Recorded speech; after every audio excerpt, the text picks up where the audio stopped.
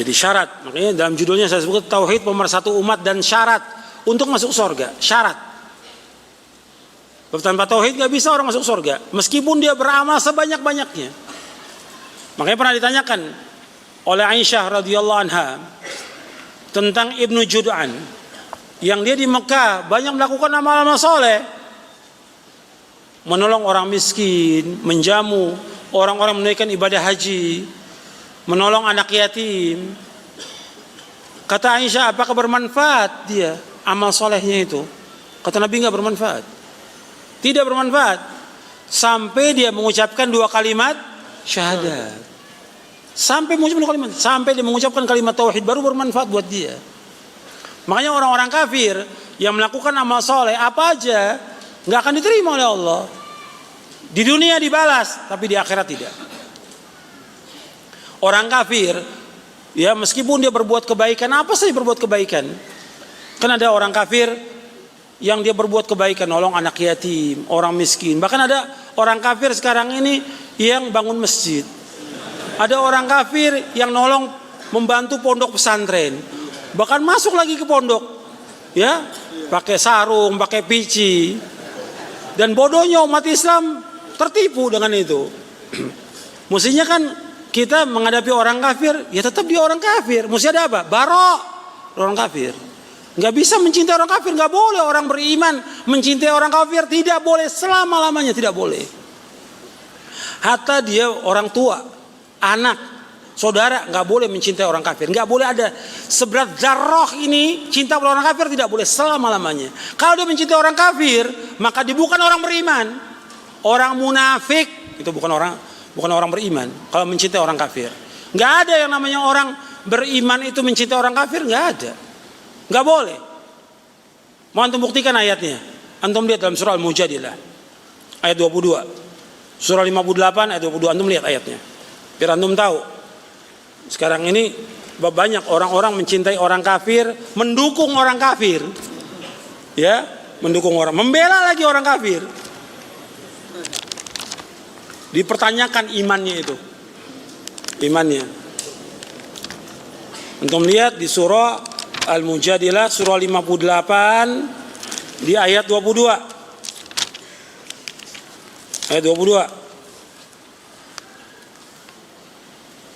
Allah berfirman, "La tajidu qauman yu'minuna billahi wal yawmil akhir yuwadduna man hadallahu wa rasulahu walau kanu aba'ahum aw abna'ahum aw ikhwanahum aw ashiratahum ulaika kataba fi qulubihimul iman wa ayyadahum bi ruhin min wa yudkhiluhum jannatin tajri min tahtiha al-anharu khalidina fiha radhiyallahu anhum wa radu an ulaika hizbullah ala inna hizballahi humul muflihun."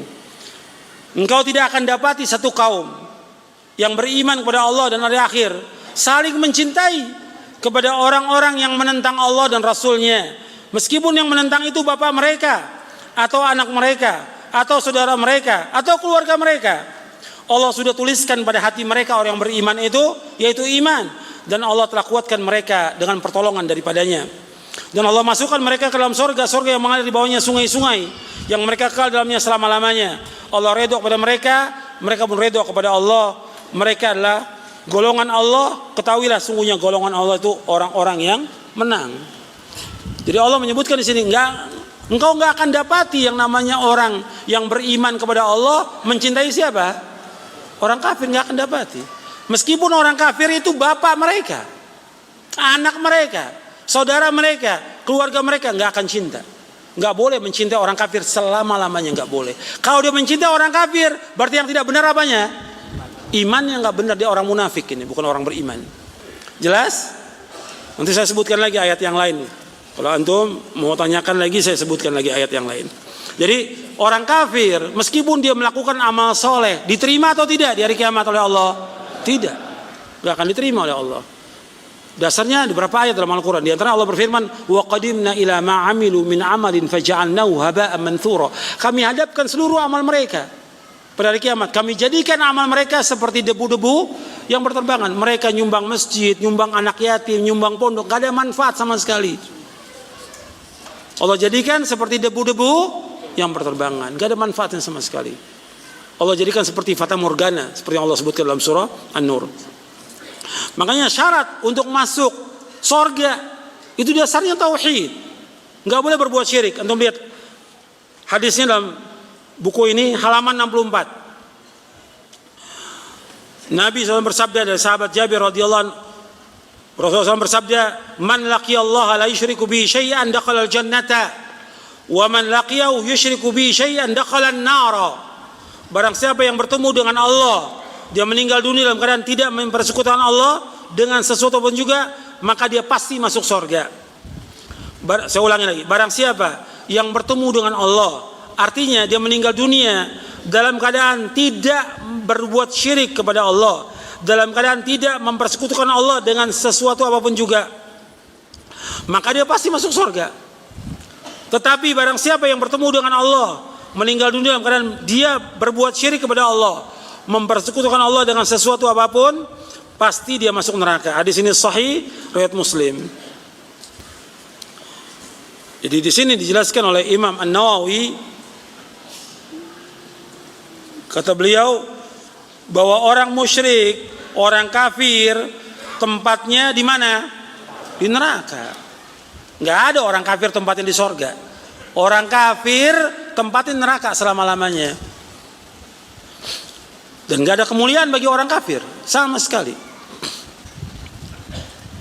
Jadi mereka yang masuk neraka serta kekal di dalamnya adalah, kata Imam Nawawi, orang yang masuk dan kekal dalam neraka yaitu ahlul kitab, orang-orang Yahudi, Nasrani, penyembah berhala, orang-orang kafir yang lainnya.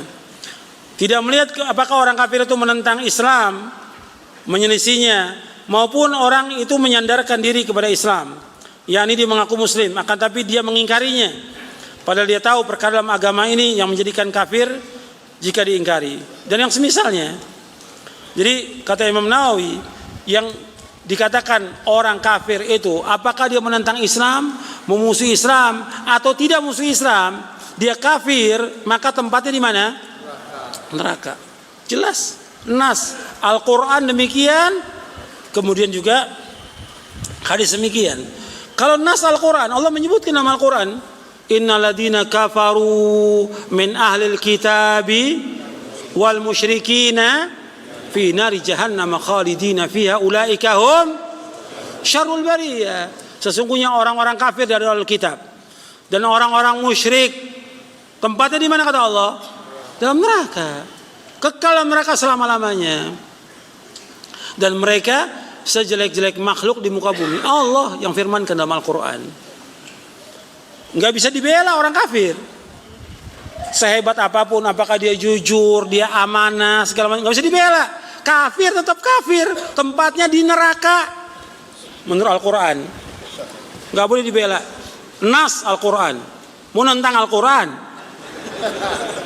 tambah lagi ntar yang melecehkan Al-Quran akhirnya. Nas Al-Quran, kita nggak keluar dari itu. Quran Sunnah, nggak ada yang lain udah. Dalil kita dalam kita berpijak Quran wa Sunnah ala fahmi salaf. Bukan kata ustadz, bukan kata dai, bukan kata kiai, bukan kata yang lain. Kata dalil dari Quran dan Sunnah. Itu yang wajib kita ikut. Itu jalan selamat dunia dan akhirat. Dan ini yang wajib didakwakan kepada umat tentang tauhid. Tauhid harus kita jelaskan kepada umat bahwa orang yang mentauhidkan Allah itu akan dijamin dengan apa? Dengan surga. Kalau mereka berbuat dosa, mereka berbuat maksiat, kalau tauhidnya benar, Allah akan ampunkan dia. Allah akan ampunkan. Karena Allah berjanji demikian. Kalau orang-orang yang mereka mentauhidkan Allah Subhanahu wa taala, tetapi dia masih berbuat kesalahan, kekeliruan sebagai anak Adam, manusia, tapi tauhidnya lurus, akan diampunkan dosanya. Antum lihat di halaman 42. Antum lihat halaman 42.